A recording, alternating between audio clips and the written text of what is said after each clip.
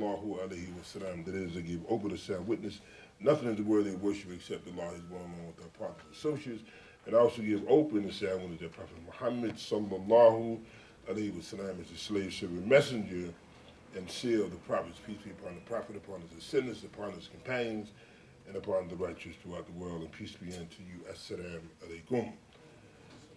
Dear beloved Muslims, we're thankful to Allah, highly glorified as He for allowing us to be at this special day. In fact, we were talking last week about Jumuah, and we were talking about, as we know in America, Good Friday. And every day is a Good Friday, but Jumuah is not every day is a Good Friday, but every day is a good day. But Jumuah is a special day. See, this is a special day. And we thank Allah for allowing us to be present for this day, to fulfill our obligation to serve Him, and first of all, to respond to the call. So that's the manifestation of what this whole process is about, that we're able to respond to the call. See, because there's so many distractions in life that some people just don't respond to the call. Some people don't respond to the call because of circumstances, but some people don't respond to the call just because I don't want to do that. And they miss so many blessings. That's why the Quran clearly tells you that it's best for you if you really, really understood what the process was all about. So we thank Allah that we have this opportunity to be a part of this Jumu'ah, to worship Him, who is Al-Jami. He is the gatherer. He's the one that brings everything together, all this creation together. And that's what Jumu'ah is. Jumu'ah is the gathering. And not just did He bring these bodies together, but He brings the spirit together. So it's a powerful spirit that's moving in the world. You understand what Al-Islam is? It's a powerful revolutionary movement. And that's why there's so many forces that work to discredit Al-Islam. We talked last time that the Quran tells you clearly where Allah said He will make this prevalent. See? In fact, I had this book many, many years ago, and it's called The Islamic Invasion. See? And this is how people perceive Al-Islam. There's an invasion. So there's all kind of forces working to discredit, where people question. I don't want to be a part of that. It's violent, it's hateful. I don't want to be a part of that. But this is the best thing for the world, because this way is the way that's consistent with the nature of the human being. That's what makes it so beautiful. We call this Deen al-Fitr. It is consistent with the natural processes of creation. So the book I have is called Islamic Invasion. That's how some people begin to present Al-Islam, to make people question, do I want to engage in that process? But it has been stated that research has already showed that this is the fastest growing way of life in the entire world. And I mentioned before that you begin to look at, there's a large band of Latino brothers and sisters joining Al-Islam leaps and bounds. And in America, that was not, prevalent. That was not a common thing to see a Puerto Rican, Cuban Muslim. But in America, the numbers are growing every single day. I see it, I witness it, I communicate with them, and it's a blessing. So we're thankful to Allah for being a part of this Jumu'ah, to worship Him, to ask for His mercy, and to beg for His forgiveness so we can be better servants of Him as we work to serve His creation. He states clearly in the Quran, Allah says that it is He who has created everything on the earth for you. And I love this verse. Allah positioned you and I as the recipient of all these resources. He said He created everything for you. That's very humbling. We see the rain coming down.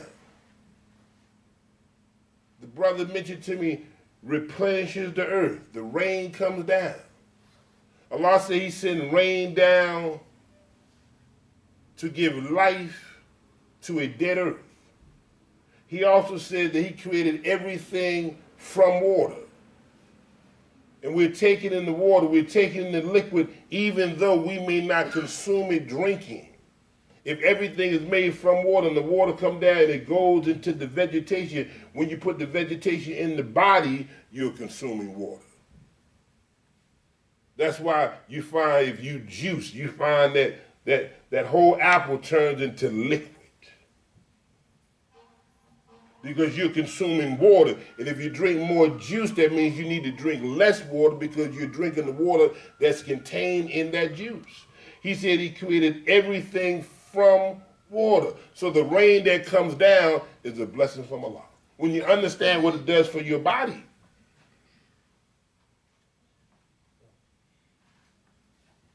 That how much your body needs water. And some people just don't drink enough water. I told you I had the book. It said that you're not sick, you're thirsty. Dehydration. And many people miss the blessing of water because it has no taste. They're used to sugar, they're used to coloring. So I don't want to drink that. It's too pure, it's too natural. But it's a powerful substance that your body needs. Dehydration is a killer. Back pain, kidney pain, dehydration. Sluggishness, no oxygen to the brain, dehydration. So Allah said he created everything from water. So if your body is made of water, then you must put the water back into your body because as you sweat and perspire, water goes out your system. So we thank Allah for this rain. No matter how much it may throw off what we intended to do, we thank Allah for the rain because we understand what the rain is doing for our lives. It helps to revitalize. It helps to stimulate and activate the life that's in the soil. If water is removed from the earth, it's over. So Allah says it is He who has created everything in the earth for you. So we should thank Allah for being in this position. This is the position He's placed us, and all of this serves us by His permission. It is He who has created everything in the earth for you.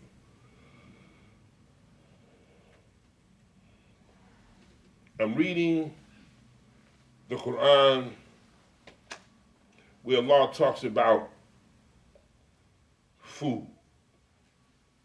Food. And I remember a long, long time ago that it said that you are what you eat.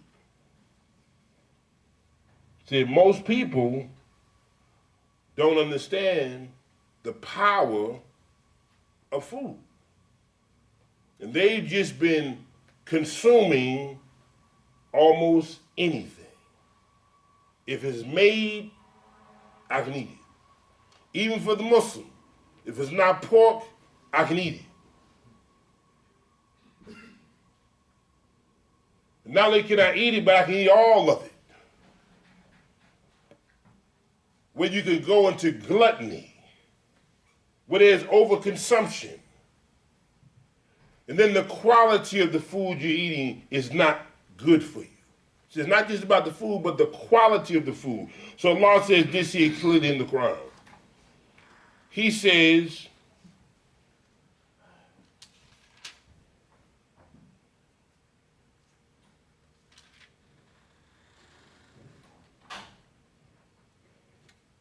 I'm in the wrong verse. But here's what he says. He says, I'm going to give you two verses about this food. That's how powerful this subject of food is.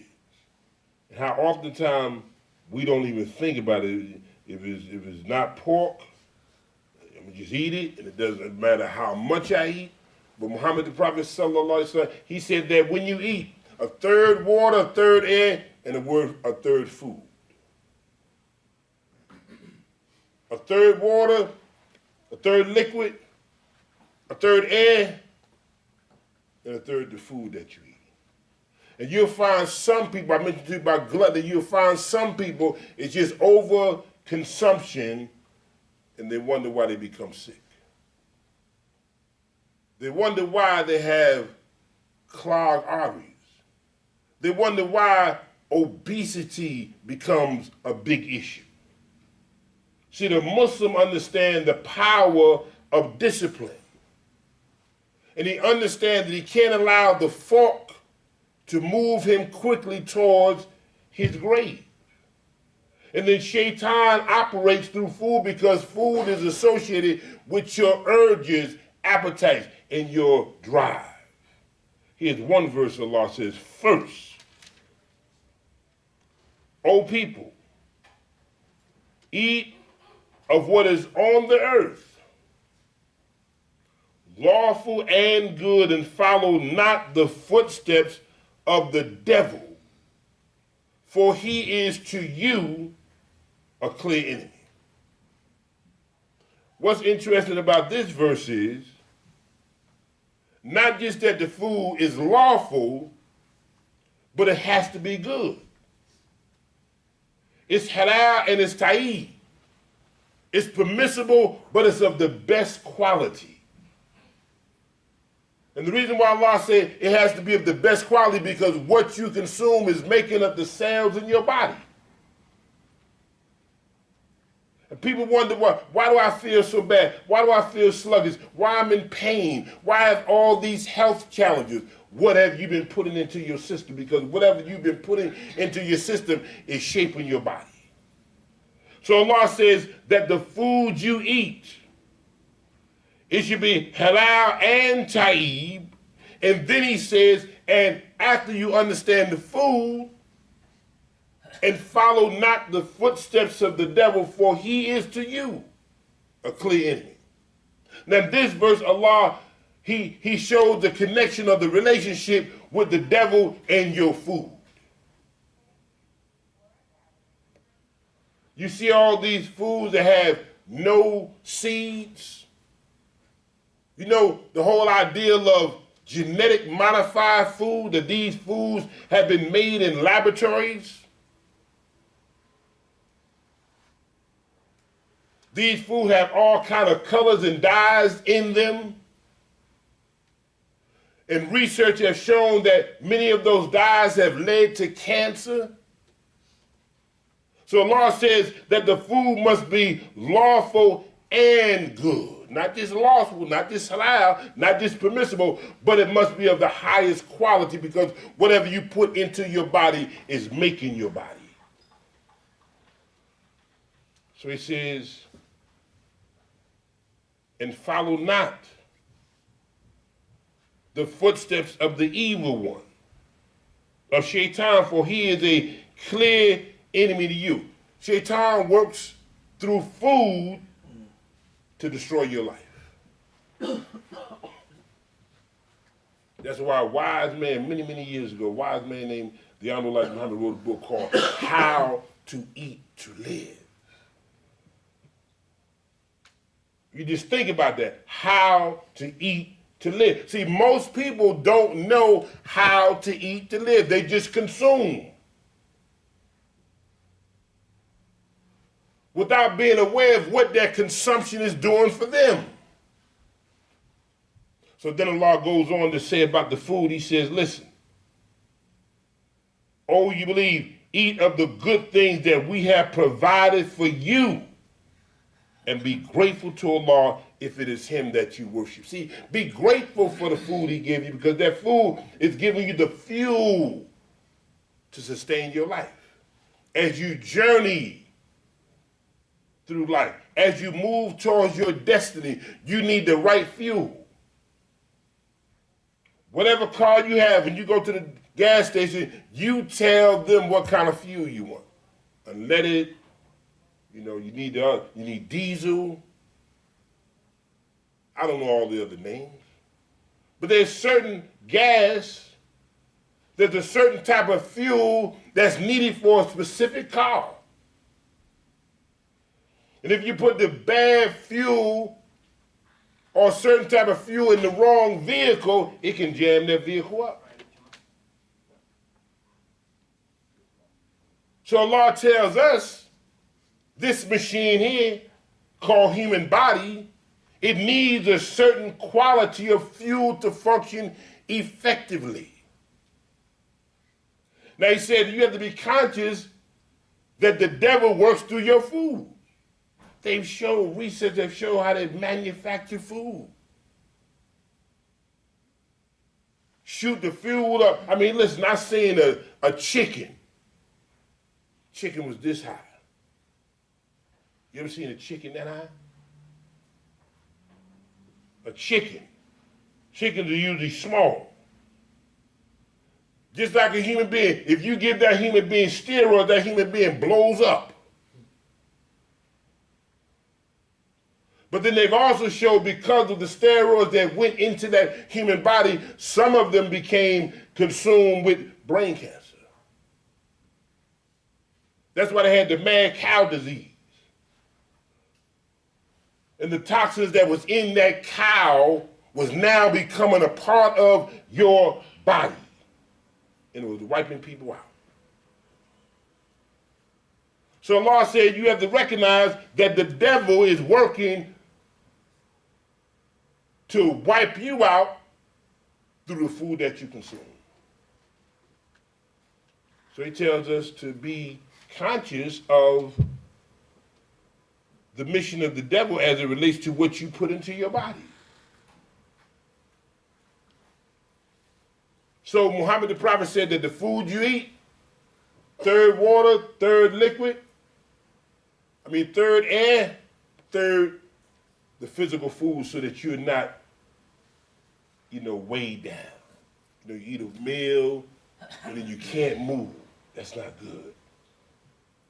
You eat a meal and all you want to do is go to sleep. That's not good.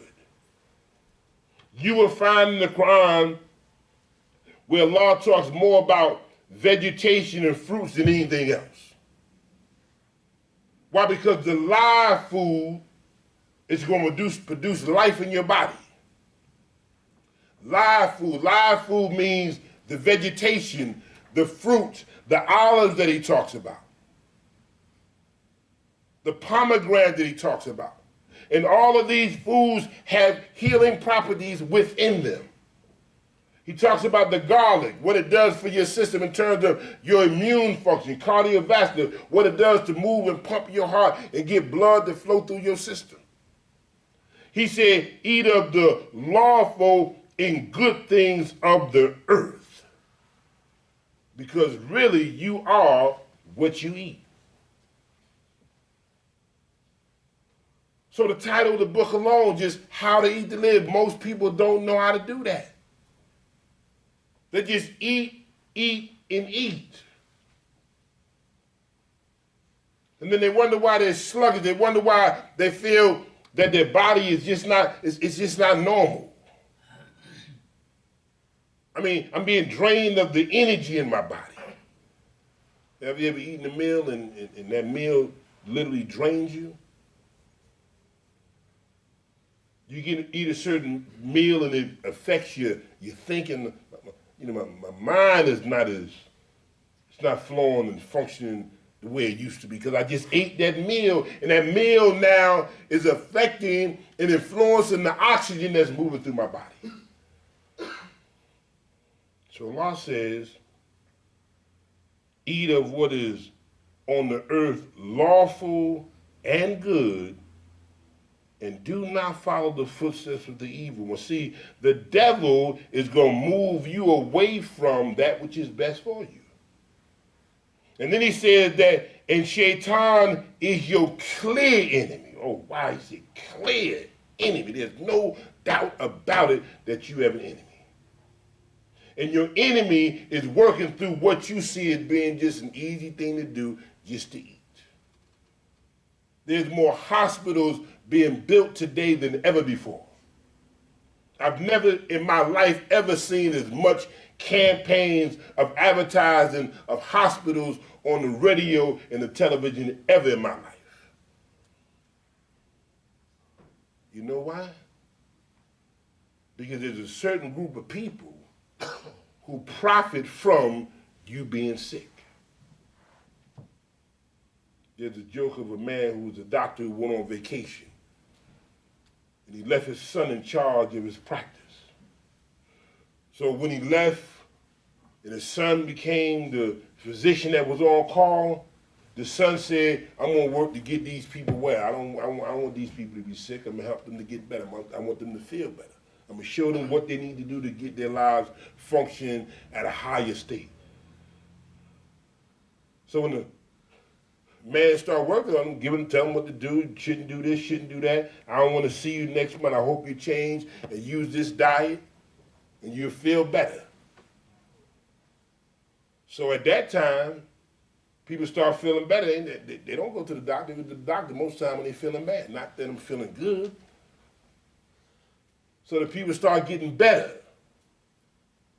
And they stop coming to the doctor. Doctor's still on vacation, but the son is still holding the practice there. And when the doctor came back, the officer was like, son, where the patients?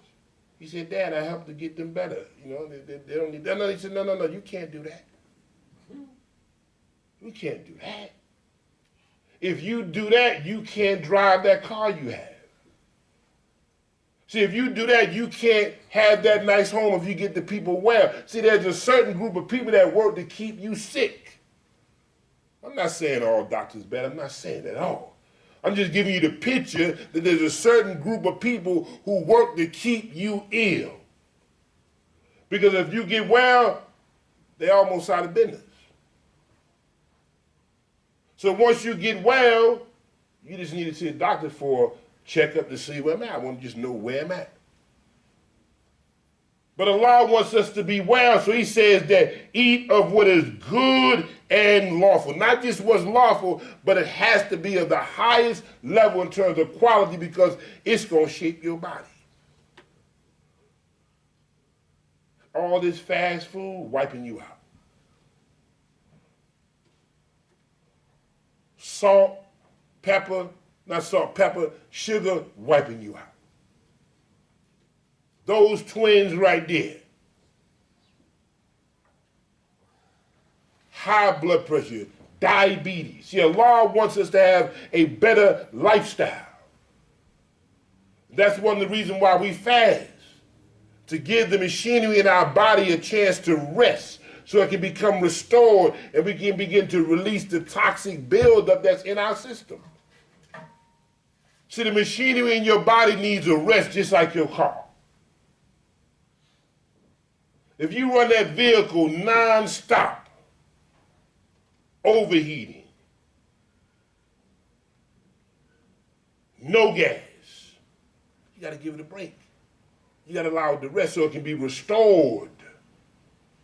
So you can take care of it so it can be strong to run when you need it to run. So Allah says here, eat of what is on the earth, lawful and good, and follow not the footsteps of the evil one, for he is a clear enemy to you. رَبَّنَا آتِنَا فِي الدُّنْيَا حَسَنَةً وَفِي الْآخِرَةِ حَسَنَةً وَقِنَا عَذَابَ النَّارِ.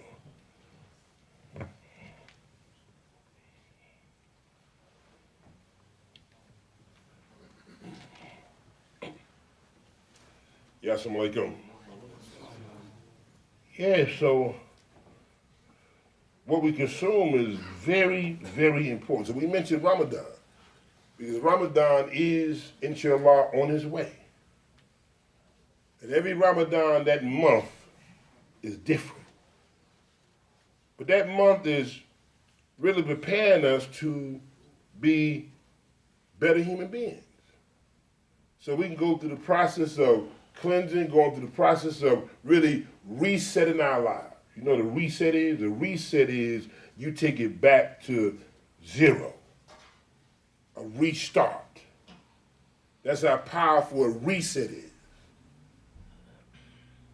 When I think about the month of Ramadan, we first have to come to an understanding of what that month means, the word itself, what it means for our development. You know, and most people, they go through the month of fasting and it's beautiful, but they just don't understand what's happening. They don't even understand what the word Ramadan means. But it's so important for us to understand it means, because what it does is it allows us to release. See, the word Ramadan essentially means a burning,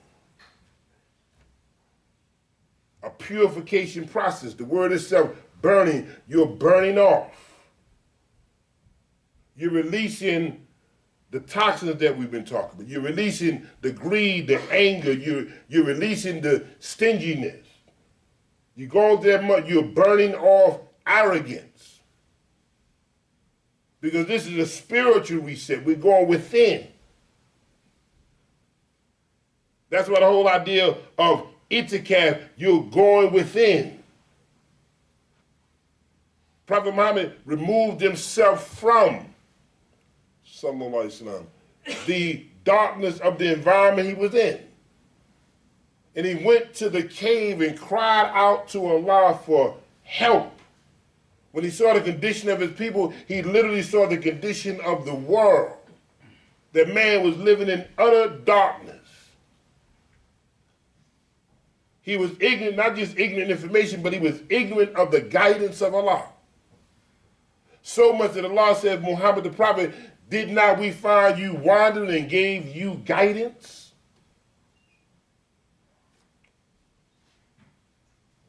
It is just like the caterpillar that eats itself instinctively into a cocoon. When that caterpillar goes into that cocoon, new life begins to come into existence. He just doesn't stay as this biological creature of passion and desires. He goes into that womb called cocoon and new life comes into existence. Because over time he moved from being a caterpillar and he grows into another state of becoming a more spiritual being that is called butterfly. But when he goes in that cocoon, got to do a little work. Got to struggle. When you're in this womb for 30 days, 29 or 30 days of fasting, you got to go to work on yourself. You got to struggle to release bad habits.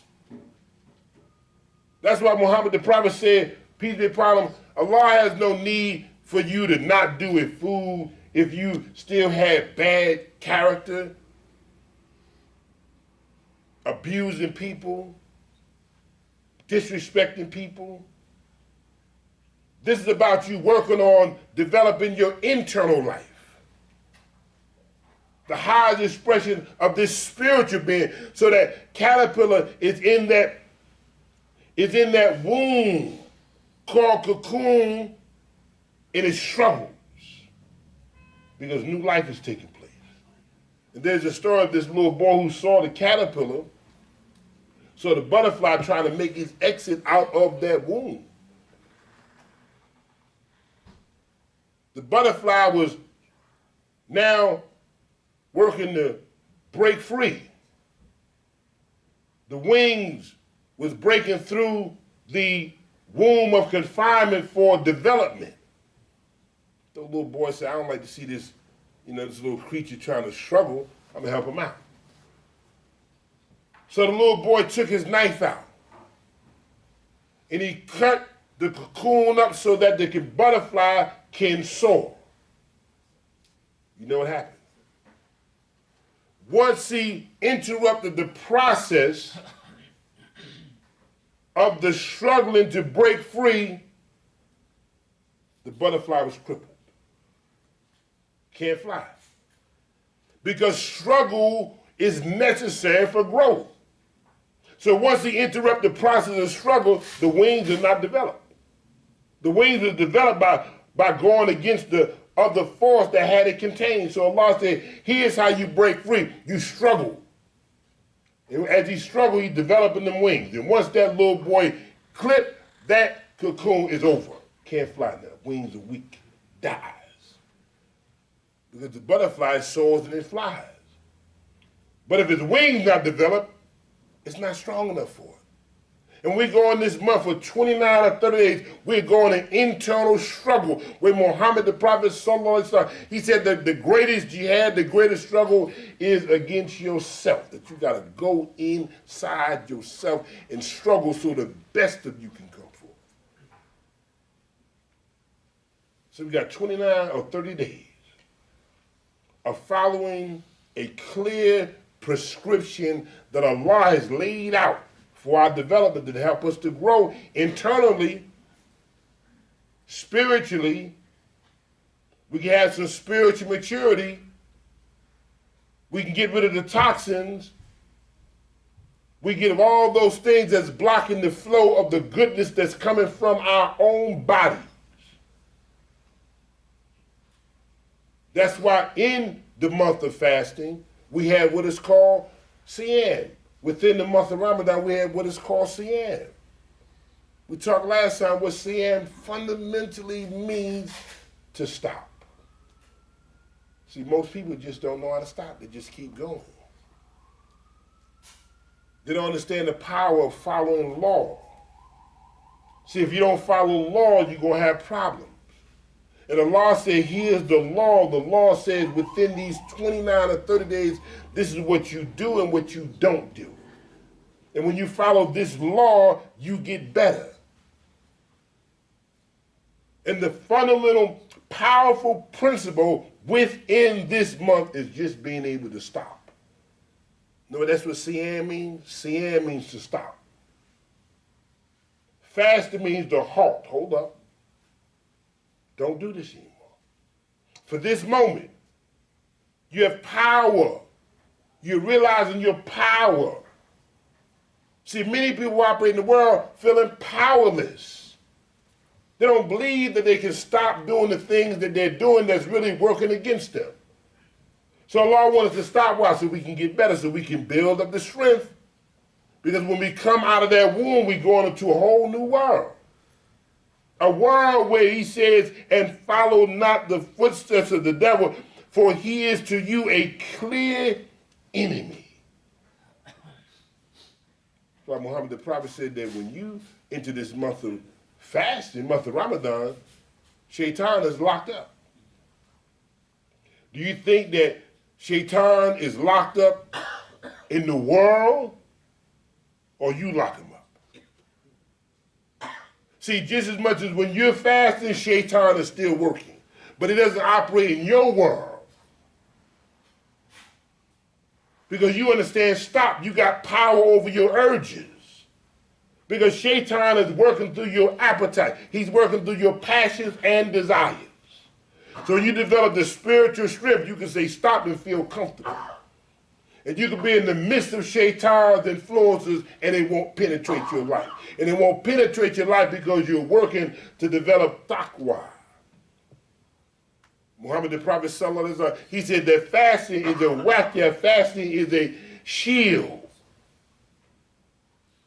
So you could be in the midst of Shaitan game. When you put your shield up, Shaitan can't penetrate your life. In fact, you could be down in the dirt where Shaitan operates best and it won't affect your life.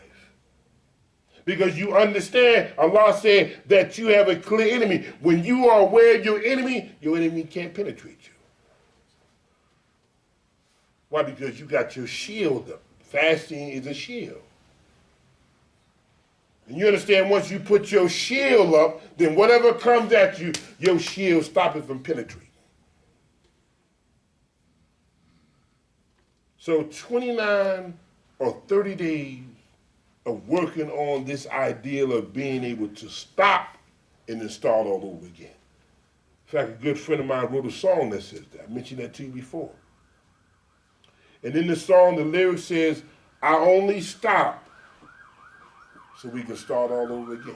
So you got to start all over. You got to stop sometimes. There's confusion, there's problems, there's challenges all in your life. You got to stop and regroup. That's why it's about a reset. If you got a phone, you know, you got to reset your phone sometimes. Your phone get a little messed up, let me reset it. When I reset my phone, then the phone begins to recalculate and it get back in motion. And that's what Allah does this for us in Ramadan. It's a reset. So now we can work to get this alignment. You know, your car, we talk about the car, you got a wheel alignment. When you get a wheel alignment, your car begins to run a little more smoothly. In fact, so much that you can take the hands off the steering wheel and your car just moves because you got a wheel alignment. Well, doing this month of fasting, Allah allows us to have a life alignment where we can realign our lives.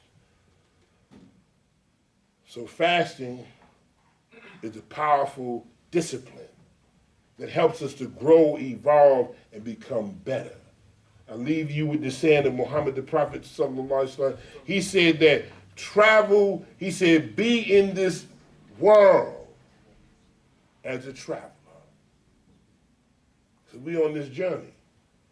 In fact, Allah says that he created everything and he gave it a destiny. It is moving towards something. This world itself is a phase towards a better world.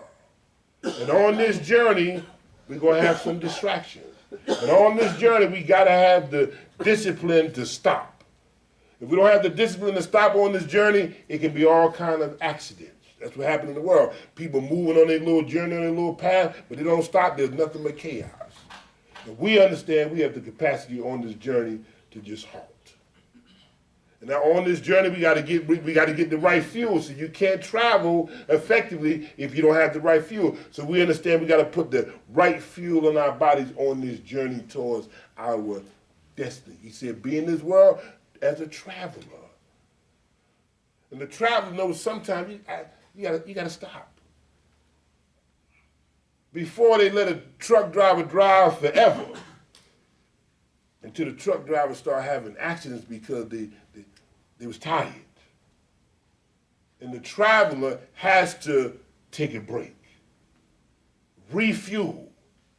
And Ramadan allows us to take this break of consumption, of giving in to desires and appetites, to get restored, to get refocused, to get realigned, so we can move towards our destiny. Peace be unto you. Assalamu alaikum. Allahu Akbar, Allahu Akbar. Ashhadu an la ilaha illallah, ashhadu anna Muhammadan Rasulullah.